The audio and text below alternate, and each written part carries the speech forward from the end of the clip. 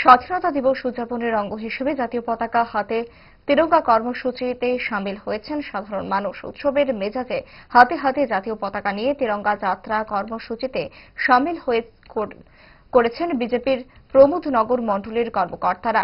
এদিন এই র্যালি কর্মসূচি এলাকার বিভিন্ন পথ ঘুরে জাতীয়তাবাদ ও রাষ্ট্রপ্রেমের আহ্বান ছড়ায়। এই কর্মসূচি প্রসঙ্গে উদ্দীপ্ত স্থানীয় এক বিজেপি নেতৃত্ব সংবাদ মাধ্যমকে জানিয়েছেন।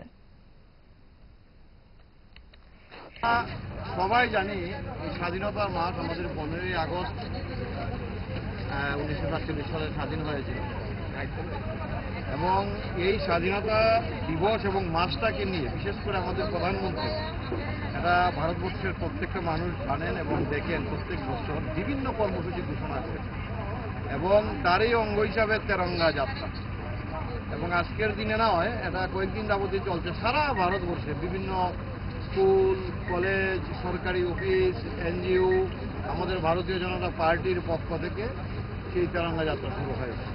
তারই অঙ্গ হিসাবে আজকে আমরা কল্যাণপুরে প্রথমে দেখেছেন, প্রথমে আমাদের কল্যাণপুর দ্বাদশ শ্রেণী বিদ্যালয়, ইংলিশ মিডিয়াম স্কুল এবং কল্যাণপুর আরডি ব্লক, আশা কর্মীরা, সিডিপি অফিসে যারা রয়েছে, অঙ্গনারী সেন্টারে যারা রয়েছে, সকলে মিলে সেই তেরঙ্গা যাত্রা সম্পন্ন করেছে।